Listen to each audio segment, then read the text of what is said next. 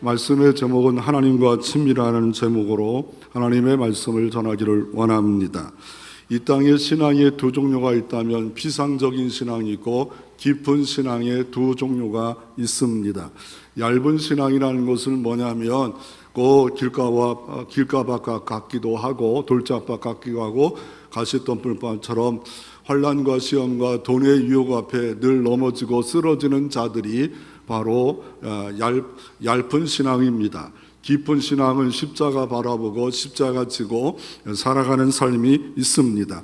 이 친밀함에 대한 책을 두 권을 다 소개할 수 없고 한 권을 소개하기를 원하는데 헨리 나우엔이라는 사제가 쓴 친밀함입니다. 그분은 친밀함을 인간의 세계에서 표현을 했는데 그분은 하버드 대학 교수 활동할 정도로 지력으로는 또한 작가로서는 세계에서 또 가장 으뜸인 사람이 친밀함이라는 책을 썼습니다. 사제입니다.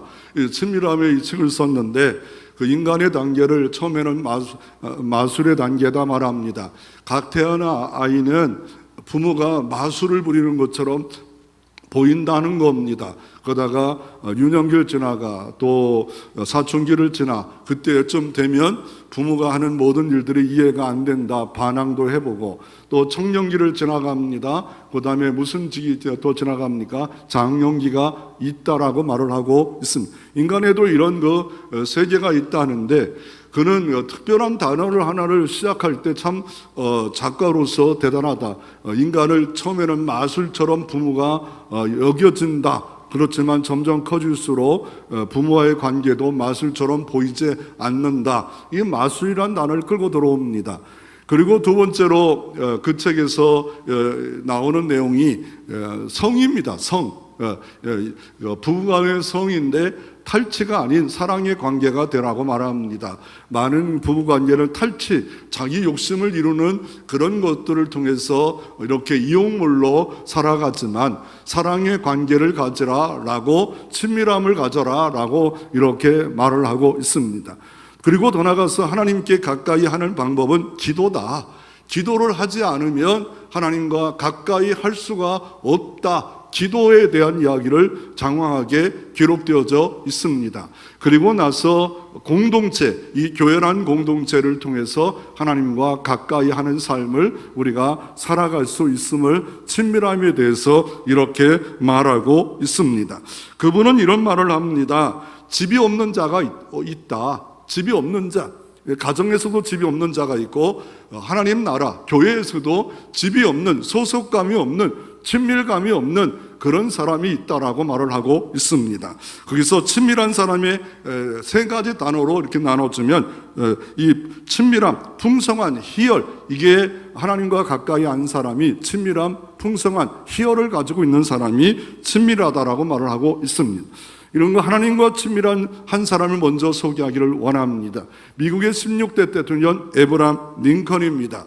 그는 인생은 한마디로 실패 인생이었습니다. 부모도 일찍 이어이고 유산으로는 성경책밖에 줄 수밖에 없는 가난하게 컸고 정신병도 앓았던 사람이 에브람 링컨이고 잘생기지도 못했고 여러 가지 역경을 겪었지만 62세에 대통령이 되는 그런 승리를 맛봤지만 모든 정치에서 낙선을 갖고 말았습니다.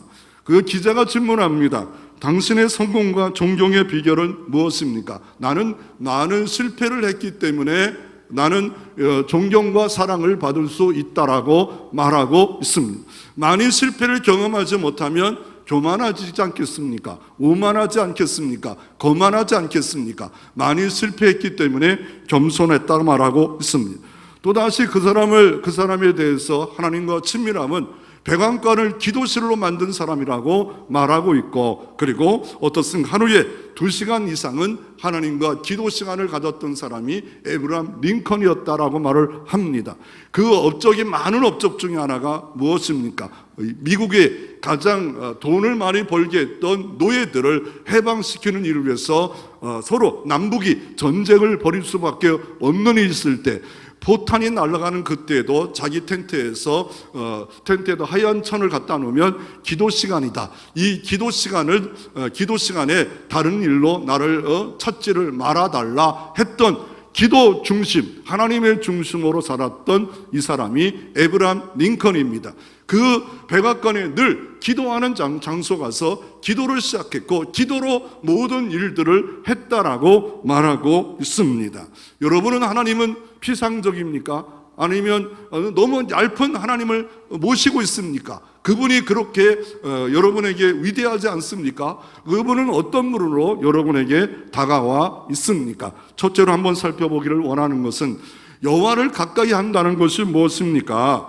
오늘 본문에 여호와를 가까이 한다라고 이렇게 1절에 보면 하나님이여 찬송이 시온에서 주를 기다리며 사람이 소원을 주께 이양하리다라고 이렇게 말하면서 하나님을 가까이 한다는 것이 무엇일까를 말하는데, 특별히 가까이 한다는 단어는 4절에 나와요. 주께서 택하시고 가까이 오게 하사, 주께서 택하시고 가까이 오게 하사라고 말합니다. 이 시는 누가 썼습니까? 이 시는 표제어를 딱 보니까 다윗의 시다, 인도자를 따라 부르는 노래였다라고 말을 하고 있습니다. 이게 시가 누가 썼냐, 어떤 배경을 갖고 있었느냐 따라 달라집니다. 고흐의 유명한 미술 작품도 그 살고 있는 동네에 가서 느끼는 그 작품의 느낌은 다릅니다. 모르고 보는 거와 이렇게 이 사람이 이런 배경으로 썼구나, 전문가들은 다르게 봅니다. 지금 이 다윗은 목동이었고 공부를 많이 해서 시를 쓴 것이 아니라 하나님의 은혜 받은 이 다윗은 성경의 절반, 시편이 150편이라면 절반 정도를 시를 썼습니다. 시의 내용을 분류하면 찬양시도 있습니다, 감사시도 있습니다, 탄식시도 있습니다. 더 나아가 하나님이 저들을 저주해 드셔 저주시도 있습니다. 이렇게 균형 있게 하나님을 가까이 하는 방법으로 오늘 이 다윗은 시편 65편을 쓰고 있습니다. 그런데 이 시편 65편을 진짜 연구한 사람이 이걸 음악으로 비교해 봤어요. 음악으로 비교해 보니까 슈만의 봄의 교향곡 4장으로 바꿀 수 있다라고 말을 하고 있습니다. 그래서 첫 장은 장음악에 들어가고 마지막 장은 슈만의 봄의 교향곡의 마지막이 경쾌합니다. 오늘 본문에도 시편 65절에 보면 죄악을 나를 이겨싸운 참 무거워요. 그러다가 어떻습니까? 나중에 보면 어떻게 합니까? 하나님, 마지막 절에 봐도 하나님을 즐거워한다. 이렇게 그리고 8절에도 저녁 되는 것을 즐거워한다. 뭔가 경쾌한 분위기로서 바뀌어집니다. 그리고 이 오늘 본문 1절부터 5절에 보면 구속의 하나님을 찬양하고 있고, 그 뒤에 6절부터 8절까지는 모든 걸 창조한 하나님을 찬양하고 있고, 그 뒤에 풍성하신 하나님을 노래하고 있는데, 아니 다윗이 목동이었지 농사꾼이 아닙니다. 그런데 오늘 본문에 보면 9절에도 보면 땅을 돌보사 물을 대어 심히 윤택하게 하시며 농사에 대한 이야기를 합니다. 또 10절에는 주께서 밭구랑에 물을 넉넉히 대사라고 밭구랑에 물 대는 이야기를 하고 있습니다. 지금 농부가 아닌데 그러나 다윗도 보고는 봤겠지요. 그런데 그 시절이 어느 시절이었을까라고 볼 때 12절에 13절에 보면 초장은 양떼를 옷 입고 골짜기는 곡식을 덮었으며 그들은 나 즐거이 외치고 노래하리다. 이게 보니까 어느 정도 가을 같아요. 그런데 시작은 어딥니까? 오늘 10절에 보면 그 싹에 복을 주시나니, 그 싹에 복을 주시는 때가 어디예요? 봄입니다. 봄. 그래서 밭구랑에 물이 들어오면 비가 오면 비하면 은혜라고 생각하잖아요. 유대인들은 그 비가 오면 씨앗에 어떻다고 하면 복을 주시나니라고 하는데, 그 계절이 봄 계절이에요. 계절로 보면 절기로 보면 6월절이에요. 6월절이라는 게 뭐예요? 우리의 모든 죄를 예수님이 다 감당했다는 거예요. 십자가 은혜 바라보면서 봄의 교향곡을 지금 쓰고 있는 그 내용이 오늘 내용입니다. 우리가 왜 하나님을 찬양할 수 있습니까? 예수 십자가 붙잡지 않으면 하나님 찬양 못합니다. 예수 십자가 은혜 붙잡을 때만 하나님 찬양하는 겁니다. 그러면 이 하나님을 가까이 하는 말을 친밀하다고 표현하는데, 이거를 친밀한 삶이 무엇일까라고 그냥 정리해보면 이거예요. 하나님을 이성적으로 알던 하나님을 가슴으로, 감정으로 느끼면서 살아가는 게 친밀한 것이다 라고 하는 것입니다. 신앙생활의 요한일서에 보면 어린아이 신앙에서 청년에서 장년의 신앙으로 자라나는 겁니다. 이기적 신앙에서 이타적 신앙으로 자라나는 겁니다. 제자들을 보면 어때요? 복음서의 제자들입니다. 이거는 어린아이 같아요. 그러나 성령 충만한 제자들의 모습은 하나님 나라의 비전을 예수 비전, 내 비전으로 삼아서 하나님의 일들을 충성 다하는 이들의 모습이 친밀한 삶이었다라고 말할 수 있습니다. 우리가 찬양 가사에도 보면 찬송가 202장에 성경을 쓴 이유를 찬양하면서 주 나를 사랑하시니 즐겁도다, 즐겁고도 즐겁도다, 주 나를 사랑하시니 참 기쁘다, 이런 찬양이 친밀한 자의 찬양이고, 그 삶은 하나님을 사랑합니다. 내 이웃을 내 몸처럼 자기처럼 사랑하는 삶이 친밀하다라고 말합니다. 그러면 이 하나님을 가까이 한다는 말이 오늘 본문만 있습니까? 대표적 성경은 시편 73편 28절입니다. 하나님을 가까이 함이 내게 복이라. 하나님을 가까이 함이 내게 복이라. 이 말씀이 여러분 말씀 되어지기를 바랍니다. 하나님을 가까이 함이 내게 복이라 라고 누가 이렇게 찬양하고 있냐면 아삽이란 찬양대장이 지금 이것을 쓰고 있는 겁니다. 아삽이 쓴 겁니다. 시편 14편을. 왜 그러냐면 세상을 보니까 악인이 득세하고 믿는 자들은 힘들어합니다. 그러나 실망하고 실족할 수 있었지만 아삽이 기도합니다. 예배합니다. 그랬더니 지성소에 들어가, 하나님께서는 지성소에 들어가 보니까 악인의 결국 종국을 알게 되었다는 거예요. 그 미끄럼틀에서 잘 되는 것 같지만 하나님이 훅 불면 떨어질 수밖에 없는, 멸망할 수밖에 없는 그런 존재를 부러워할 이유가 없더라 말하면서 결론으로 이 시인은 이렇게 아삽은 찬양합니다. 하나님을 가까이 함이 내게 복이라.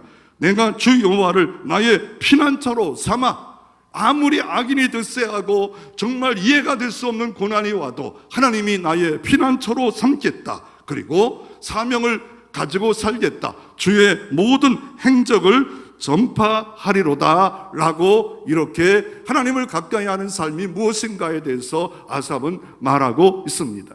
베드로는 천방지축이잖아요. 잘난 체 잘하는 이 베드로는 어떻습니까? 말도 막 하고 이런 베드로는 마지막 하나님을 가까이 했을 때 베드로 후서에서 신의 성품을 말합니다. 믿음만 가졌다고 좋은 게 아니라 믿음의 덕에 형제에 의해 사랑과 지식과 절제, 인내와 사랑을 공급하라. 제가 하나 틀린 것 같아도 여러분 몰라서 감사해요. 틀렸어요. 제가 말하는데 틀렸어요. 제가 딱 하면서 틀렸다 고백합니다. 따지지 마시고요.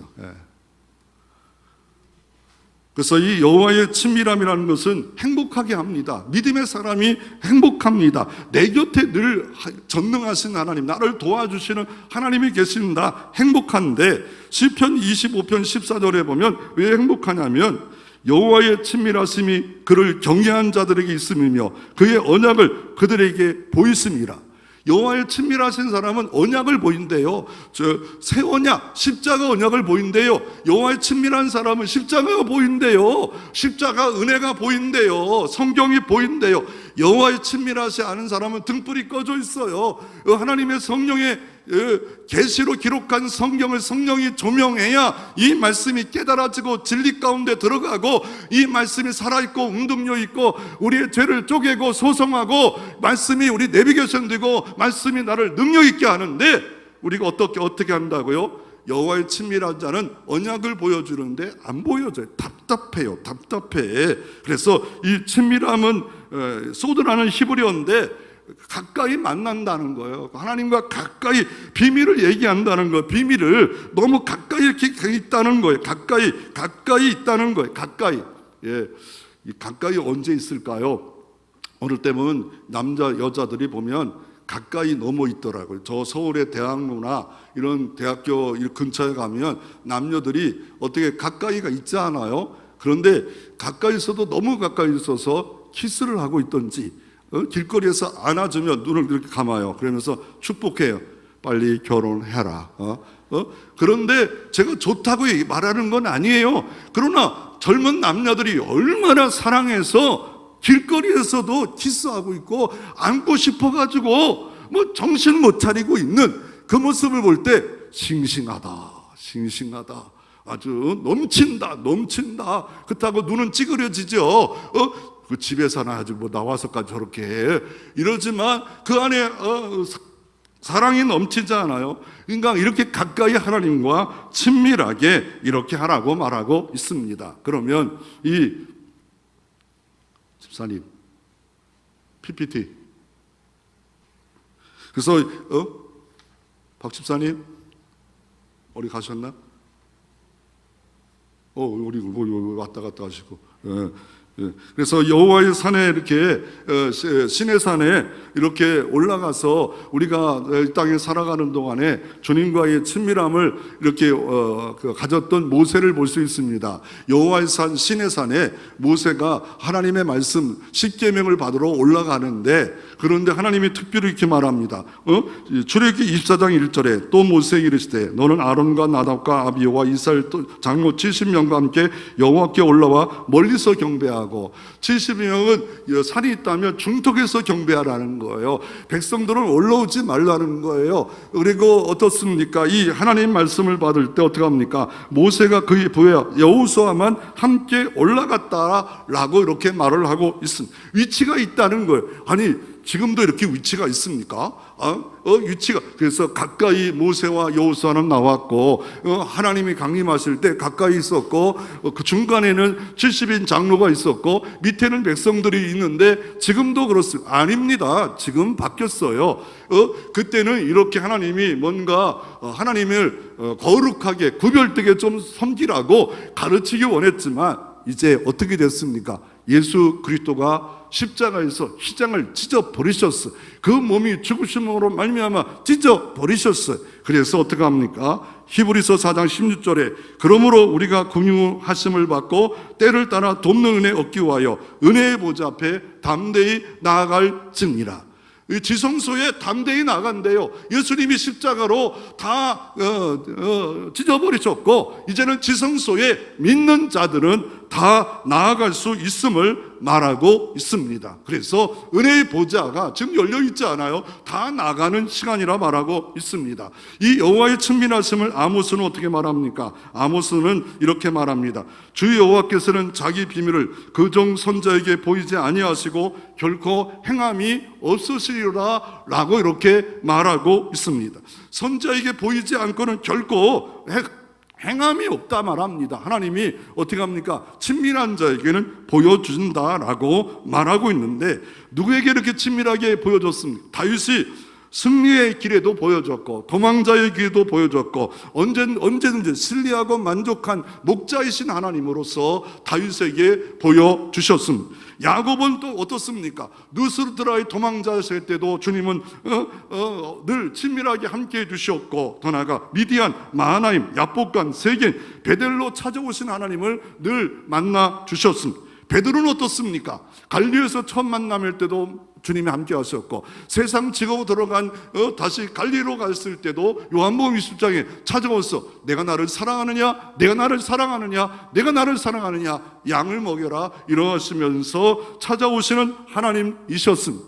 모세가 미디안 광야에 도망자 신세일도 함께 하셨고, 더 나아가 시내산도 함께 하셨고, 광야에서 죽을 때 느보산에도 함께 하신 여호와의 친밀하심이 있습니다. 그 제자 여호수아에게는 어떻습니까? 여호수아는 출애굽기 33장 11절에 사람이 자기 친구와 이야기같이 여호와께서 모세와 대면하여 말씀하시며 모세가 진으로 돌아오나 눈의 아들 젊은 수종자 여호수아는 희막을 떠나지 아니하니라.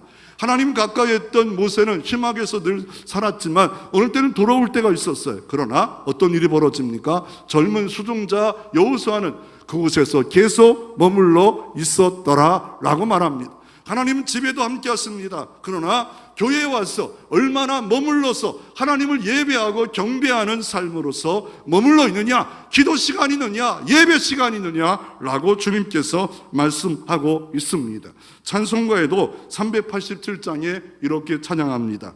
예수 예수 내 주여 지금 내게 오셔서 떠나가지 마시고 길이 함께 하소서. 이게 바로 친밀함이라고 말할 수 있는 겁니다. 그러면 오늘 본문에는 어떻게 말합니까? 오늘 본문 4절에 보면 주께서 택하신 사람이 친밀한 자입니다. 택해야 됩니다. 구원받는 사람이 친밀한 자가 될 수 있고, 그 사람은 가까이 오는 게 아니라 아예 자녀가 되었고 신부가 됩니다. 그래서 주의 뜰에 살게 하신 사람은 복이 있나이다. 이 구약시대는 주의 뜰에 누가 살았어요? 바로 하나님이 임명한 제사장들과 레인들이 주의 뜰에 살았어. 그러면 이 시대는, 신약시대는 누굽니까? 여러분이 복음의 제사장, 왕같은 제사장이 되어서 지금 하나님의 뜰에 있지 않습니까? 이 사람에게 복이 있도다라고 말씀하고 있습니다. 우리가 주의 집 곧 주의 성전에 아름다움으로 만족하리로다. 주 예수 그리스도의 은혜로 만족해서 왕의 식탁에서 지금 말씀의 떡을, 하나님이 주시는 말씀의 떡을, 생명의 떡을, 말씀을 떡을, 성령이 역사하는 떡을 먹고 있는 시간에 이게 배부리 먹으면, 풍족히 먹으면 만족하리로다 라고 이렇게 말씀하고 계십니다. 그래서 이 가까이 온다라고 말씀하고 있고, 그런 자에게는 만족이 있다라고 말하고 있습니다. 그런데 가까이 한다고 해서 조금 좋지 않을 때가 있더라고요. 언제냐면요, 엘리베이터 안에서요, 고통의 시간이 있습니다. 둘만 있는 엘리베이터에서 다른 사람이 지독한 방귀를 터뜨렸을 때 고통이 온대요. 우라가 있대요. 방귀 낀 자가 마치 자기가 안 그런 척하고 딴전을 부릴 때 우라가 온대요. 고독이 온대요. 방귀 낀 자가 내리고 그 자의 냄새를 홀로 느꼈을 때 억울하대요. 그 자의 냄새가 가시기 전에 다른 사람이 올라타 얼굴을 찡그릴 때 울분이 있대요. 엄마 손잡고 올라온 어린아이가 나를 가끼면서 저 사람이 방귀 꼈나 봐. 이럴 때 울분이 있대요. 허탈이 있대요. 그 엄마가 누구나 다 방귀 낄 수 있는 거야 라고 아이를 이해시킬 때 더 허탈했대요. 만감교철이 있습니다. 말을 끝낼 엄마가 다 이해한다는 표정으로 나를 보며 씩 미소 짓고 있을 때 만감이 교차하는, 가까이 있을 때 별로 안 좋다고 말합니다. 가까이 좋지 않을 때 이런 일이 있습니다. 가톨릭에서 아가씨가 결혼하기 위해서 기독교 총각에게 프로포즈 하면서 할 때 그러면 개종하라 라고 했습니다. 그런데 개종을 했어요. 그런데 엄마에게 말합니다. 이제 큰일 났다는 거예요. 왜요? 개종했는데 왜 큰일 나냐 그랬더니 그 남자가 너무 하나님 가까이 해가지고 사제가 되겠다고 했대요. 사제가 뭔지 모르신 분은 신부가 되겠다는 말은 결혼 안 하겠다는 거 아니겠습니까? 두 번째로 여호와의 친밀한 예배와 복은 어떤 것을 말하고 있습니까? 오늘 본문 1절에 보면 이렇게 말합니다. 예배의 가장 우리가 주보에도 보면 하나님의 부르심, 초청이 있어요. 이렇게 말합니다. 하나님이여 찬송이 시온에서 주를 기다리며, 주가 시온에서 기다린 게 교회에서 기다린다는 거예요. 뭘 기다린다는 거예요? 찬송을 기다린다는 거예요. 친밀한 자의 특징, 찬송이에요. 오늘 마지막 15절도 찬송이에요. 찬송이 뭐예요? 곡조 있는 찬송만이 찬송이 아니에요. 하나님은 위대하십니다. 만군의 여호와입니다 라고 고백이 찬양이고, 삶에 하나님을 높이는 게, 인정하는 게, 신뢰하는 게, 믿음을 갖는 게 이게 찬양이에요. 하나님이 친밀한 자의 모습은 오늘 1절에 보면 어때요? 하나님의 경배의 부름에 오라 할 때 찬송을 가지고 나가는 이 모습이 바로 그 모습이고, 그리고 어떻습니까? 하나님께 나갈 때 서원을 주께 이행하리다 라고 하나님 앞에 예배의 서원, 찬송, 나는 어떤 일이 있든지 찬양하겠다는 이 서원을 세례 받을 때도 하잖아요. 이 서원을 내가 예배 속에 등장하고 있고, 2단계는 경배로 들어가는데 어떻게 경배합니까? 찬송만 있는 게 아니라 기도를 들으시는 주님, 모든 육체가 주께 나오리다라고 말씀하고 있습니다. 기도를 들으시는 주님 앞에 예배하는 것입니다. 세 번째로 3절에 보면 어떻습니까? 죄악이 나를 이어싸운데 이 시간 우리의 허물을 주께서 사하시리다. 그리스도의 피가 나를 덮어 나는 죄악이 너무 많습니다. 그 사람이 누구였어요? 다윗이었어요. 다윗은 간음죄를 범했어요. 그 간음죄를 범하고 어떻게 합니까? 그 남편을 죽였던 파렴치한 인간이었는데 하나님께 나아가 기도하고 회개하고 예배할 때 모든 죄를 사하심을 받았다라고 말씀하고 있습니다. 그럴 때 하나님이 어떤 은총을 주십니까? 주께서 택하시고 가까이 오사 예배하게 하사 회개하게 하사 주의 때에 살게 하신 사람은 복이 있나이다. 우리가 주의 집에 주의 성전에 아름다움으로 만족하리로다 라고 이렇게 말하고 15절은 어떻습니까? 주를 찬송하겠습니다 라고 헌신까지 있는 이런 모습이 예배 드리는 사람의 삶이요 복이다 라고 말하고 있습니다. 오늘 이 다윗은 찬양하는데 다윗의 찬양이 나로 시작해서 계속 우리라고 이렇게 바뀌어집니다. 참다운 예배 드린 사람은, 기도한 사람은 남 중심이 아닙니다. 우리를 사랑하고 우리의 허물을 덮고 우리의 단점을 덮으면서 하나님께 우리가 나아가는 시간이 우리 공동체, 교회 공동체라고 말하고 있습니다. 그렇게 하나님께 나갈 때 3절에 보면 죄악이 나를 이겼습니다. 솔직히 고백합니다. 내가 정말 믿음이 좋다, 정말 하나님이 복받았다 라고 했던 다윗이 죄가 나를 이겼대요. 그래서 어떻게 합니까? 그럼에도 불구하고 우리의 모든 허물을 주께서 사하시리다 라고 죄사함이 주께 있음을 말씀하고 있습니다. 그래서 하나님이 원하시는 예배가 뭐예요? 하나님이 디자인한 친밀한 예배가 어떤 예배입니까? 영적 변화를 갈망하는 예배입니다. 매번 예배드려도 오늘도 주님 말씀하시고 만나 주시옵소서 사모하는 목마름이 있는 예배가 이게 하나님이 디자인한 예배입니다. 하나님이 디자인한 예배는 하나님의 인재를 만나는 거예요. 하나님의 복된 만남이 있어야 됩니다. 말씀을 통하여 영이신 주님을, 찬양을 통하여, 기도를 통하여 영이신 주님을 만남이 있어야 됩니다. 그런데 이런 삶이 이어지기를 원한다면 어떻게 해야 돼요? 주님은 이렇게 말합니다. 너희 몸이 하나님의 기뻐하시는 거룩한 산제사로 드리라. 이는 너희가 드릴 영적 예배니라. 영적 예배가 되었으면 좋겠는데 라고 하면 이거 성령이 역사하는 예배가 되기를 원한다면 너희 몸을 가정에서 식탁에서도 드려져라, 직장에서도 드려져라, 언행 심사를 보시고 아시는 주님 앞에 드려져라. 이게 영적 예배의 시작임을 말하고 있다가 이렇게 살다가 거룩한 주일날 하나님 앞에 부활의 공동체에 모여서 함께 찬양하고 함께 예배하는 이 공동체가 우리 하나님이 디자인은 예배라고 말하고 있고, 예배는 드려지는 것, 예배는 올려지는 거예요. 예배는 평가자는 어떤 인간도 할 수 없습니다. 하나님이 평가, 넌 가인의 예배였구나, 너의 아벨의 예배였구나. 예배 잘 드렸을 때, 잘못 드렸을 때 결국은 가정도 파탄나는 역사가 이루어짐을 말씀하고 있습니다. 그러므로 예배는 우리에게 생명을 공급해주는 생명선이요, 예배는 나무의 뿌리요, 시계의 태압이요, 배터리요, 예배를 떠나면 생명줄이 막기 때문에 실패하는 인생이 될 수밖에 없다라고 말하고 있습니다. 예배 중심, 하나님 중심 되시기를 바랍니다. 이렇게 친밀한 자가 나와 복받은 걸 여호수아를 통해서 한번 소개하기를 원합니다. 여호수아 23장 8절에 오직 너희 하나님 여호와를 가까이 하기를 오늘까지 행한 같이 하라. 이는 여호와께서 강대한 나를 너 앞에서 쫓겨내셨으므로 오늘까지 너희에게 맞설 자가 하나도 없으니라. 너희 중 한 사람이 1000명을 쫓으니 이는 너희 하나님 여호와가 그가 너희에게 말씀한 것 같이 너희를 위하여 싸우시리라. 여호수아는 백전노장인데 마지막 유언처럼 말합니다. 우리가 지금까지 많은 싸움에서 이겼다. 그 이유는 여호와를 가까이 할 때는 이겼다. 그럴 때는 어떻게 하나님이 역사한다고요? 너희 중 한 사람이 1000명을 감당할 수 있다라고 말을 하고 있습니다.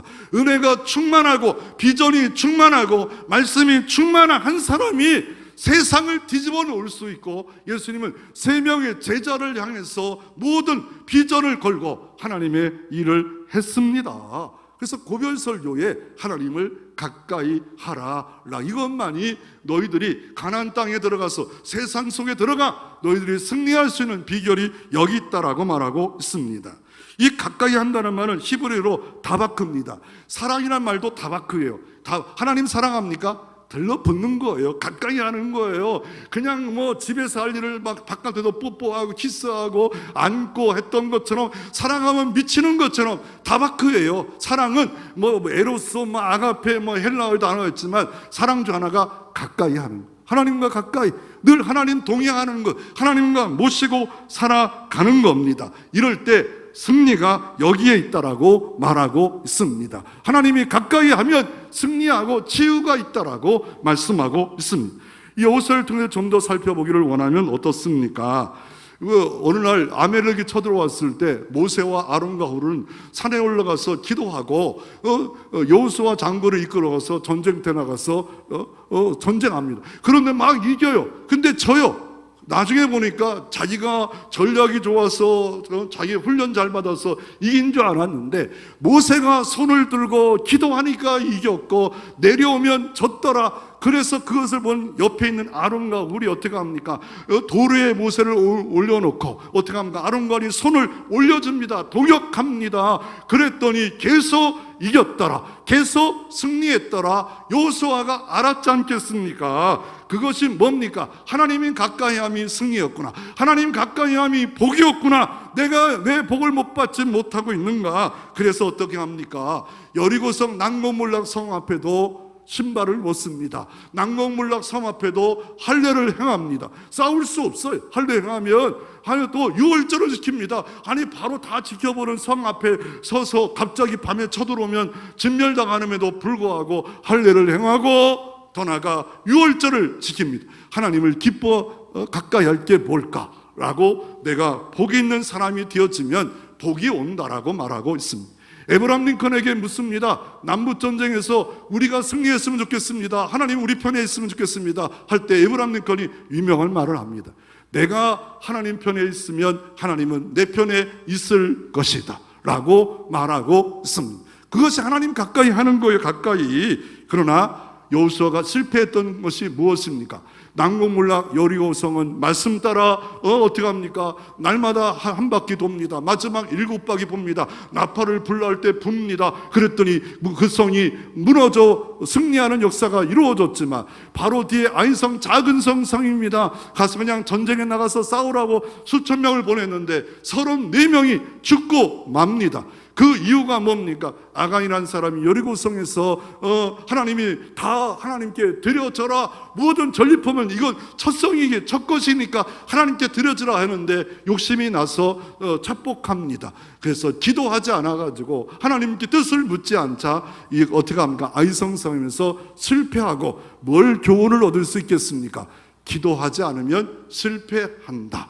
기도만이 승리다. 기도한 것만이 하나님의 역사를 이룰 수 있음을 말하고 있습니다. 그러므로 여러분 업그레이드 뭘 업그레이드 합니까?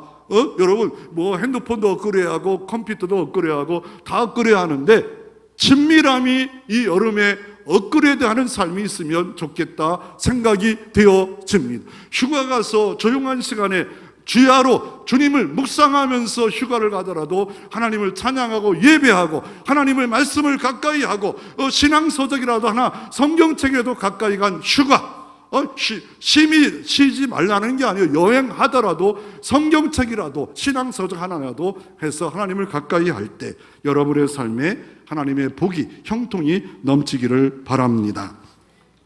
마지막으로 이런 친밀함의 방법은 뭡니까? 회개입니다. 회개입니다.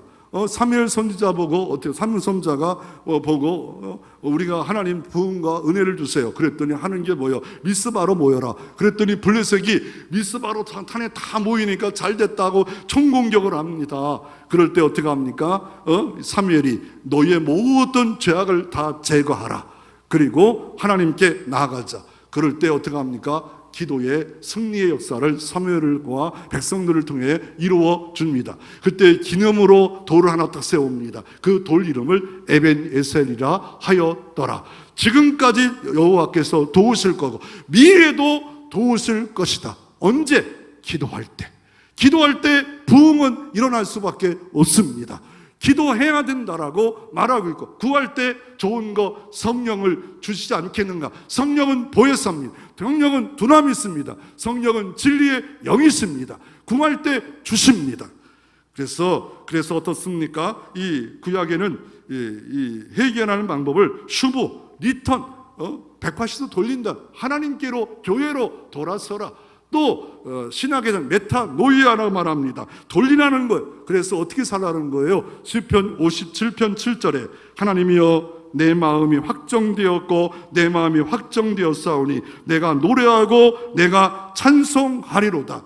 그러니까 하나님께로 내 마음이 이제 딱 붙였다는 거예요. 어떤 시험이 와도 하나님 찾겠다. 어떤 환난이 와도 하나님을 찾겠다. 그것으로 끝난 게 아니라 하나님 가까이 하면 내게 복이라 하면서 여호와를 나의 피난처로 만들고 여호와 행사를 전파하려 했던 아삽이 있지만, 이 시편 57편 기자는 내가 노래하고 내가 찬송하리로다. 근데 노래하고 찬송이 다 잊어버렸어요. 내 주를 가까이 하려 하리면 그 끝인 하나님의 사랑을 노래했던 그 시절이 다 없어져 버렸어요. 어려울 때도 힘들 때도 환난이 와도 그래서 찬송하다가 은혜 받는 그런 역사를, 이게 바로 회개 역사라고 말합니다. 그러면 하나님의 이 친밀한 방법은 뭡니까? 집사님 하나만 눌러주세요. 하나님의 친밀한 방법은, 성경에 보면 시편은 이렇게 말합니다.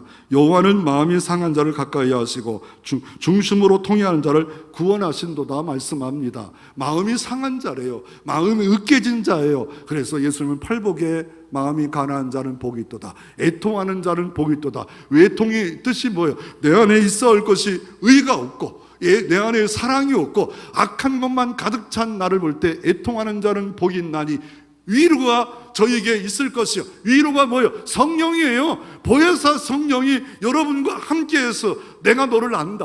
너 넘어진 거 안다. 이제라도 일어나라, 승리하라.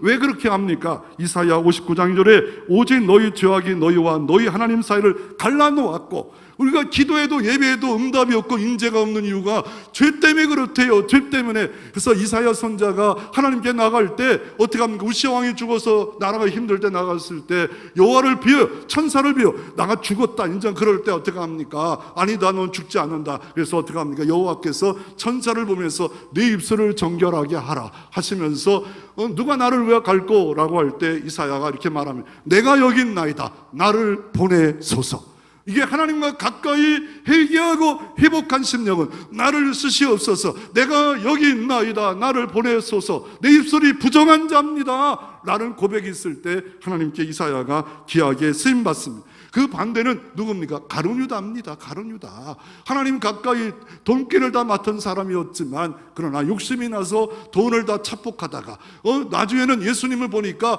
자기 뜻과 안 맞아요. 팔아먹었어요. 그리고 보니까 뉘우쳤어. 뉘우친 것으로 뉘우치고, 그리고 어떻게 돈을 갖다가 대사장에 주니까 이 더러운 돈 못 받겠다라고 저 창고에 갖다 놔라. 나중에 어떻게 합니까? 그것을 나그네 밥, 피밥, 아겔 날마를 하는데 그것으로 끝난 게 아니라 너무 마음이 괴로웠어. 스승을 팔아먹은 사도가 됐고 제자가 됐으니까 나무에다가 목매어 자살하다가 떨어져서 배가 터져 죽고 마는 정말 비극적 인물 가룟유다가 되지 않았습니까? 뉘우치는 것이 아니라 회개하라, 하나님께로 돌아오라. 베드로도 똑같이 예수님을 3번 부인했습니다. 닭 울기 전에 이런 일이 있으리라. 나는 절대로 부인하지 않습니다. 다른 사람 다 부인할지라도 나는 부인하지 않습니다. 그럴 때 닭 우는 소리와 함께 엉엉 울며 철저히 회개했을 때 베드로가 다시 회복하는 역사가 이루어졌습니다.